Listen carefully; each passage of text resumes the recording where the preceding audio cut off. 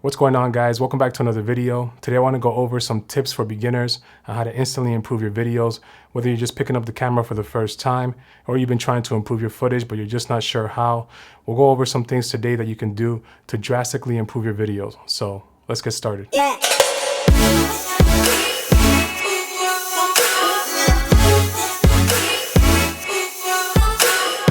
All right, so my tip number one is finding a light source. Lighting is one of the most important things when it comes to video. Lighting can drastically affect the quality of your footage. It could also help set the mood or tell a cohesive story throughout the different scenes. It can also turn good looking footage into bad looking footage like that.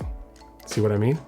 Pretty bad, right? Whether you're using outdoor natural light or lights that you set up in the studio like these ones, lighting is one of those things you want to be able to nail every single time as a videographer. An example of a great light source is window light, like this one. See how it's lighting my face, nice and soft and even because we have an overcast day today, so the light is not as harsh coming into the window, but it's the most ideal when you're kind of in a run and gun situation where you don't have any lights that you can set up. It's also the most reliable because in almost every indoor situation, you're able to walk into the room, look for a window with some light going through it, and you can use that to your advantage. Since the light from outside is lighting up my face so evenly, this makes it easier to color correct and also gives us a lot more grading options. Like when you have something like this that's very badly lit, the footage can get very grainy and muddy, so you lose a lot of detail and it can become very difficult to get it back in post. Being closer or away from a light source can make a big difference on your footage as a whole. And to be able to nail lighting just by looking for a window, placing your subject the right way, and using it as a light source can make a big difference. All right, so tip number two is to always have motion in your videos. Video is all about capturing motion within each frame to help tell the story.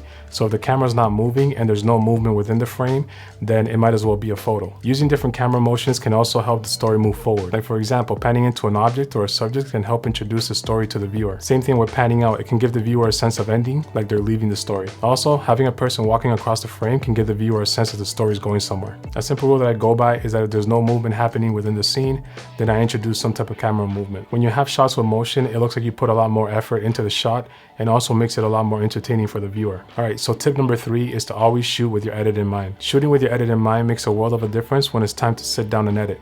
You also want to make sure that you know your program inside and out. Before you even press record, you want to make sure you plan out your shots ahead of time. Always think about what you want your end video to look like so that you know what you have to shoot and how you're going to edit in order to make it happen. You can create a storyboard of each shot or even just write notes on your phone just to remind you the shots you need to get just in case you forget. Thinking about each shot and writing it down will ensure that you do what you need to do in order to get the shots that you want to achieve your end result. Shooting with your edit in mind will also make the editing process a lot easier, knowing exactly what shots you want and where you want to place them in a timeline. This can help speed up your workflow and get you one step closer to the results you want. All right, so tip number four is having music and sound. Adding music and sound effects will enhance the way you and your viewers experience your videos. So if your music or sound doesn't match your footage, then your footage won't bring out the right emotion in the viewer.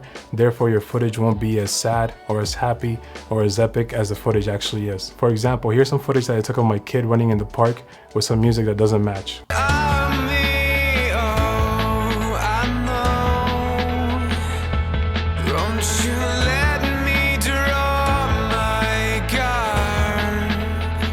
Now, here's that same video with a song that matches.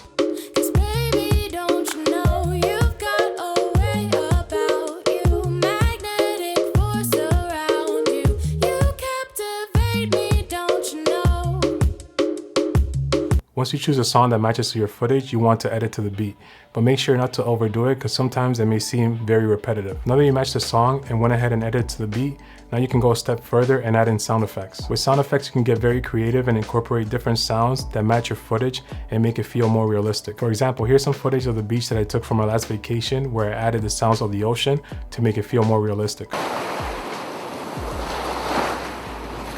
Having the right sound effect will enhance the viewer's experience and pull them in deeper into the story. All right, so tip number five is to go the extra mile. When filming, there's sometimes small things that become really obvious and distracting to the viewer. You might not think anything of it, but getting rid of these distractions can make a world of a difference in your footage. Things like making sure you clear out all the mess from the background and making sure you're getting rid of anything that's not related to what you're filming out of the shot. If you don't bother moving the boxes or the garbage or the messes on top of the table, then it can make your footage seem very cluttered and it can make it seem like you didn't take the time to make it look professional. So always make sure to take that extra step to clear things out so that the viewer can focus on what's important. Also making sure you look for the right angles placing the camera too high or too low can be unnecessary and can affect your footage in a bad way. If you're shooting outside, the time of day is also important when choosing when and where to shoot. During the morning, you'll get some soft sunlight because the sun is not all the way up, and during the evening, you'll get sunset and what they refer to as golden hour, where the light is still illuminating the sky, and this can make your colors pop without having the dark shadows. All right, so just to recap, we want a good light source to get the best quality out of our footage. You want to have motion in every shot so the shots are more interesting and it makes it feel like the story is moving forward. You want to make sure you shoot with your edit in mind and make sure you know your program inside and out. You want to make sure you match your sound to the footage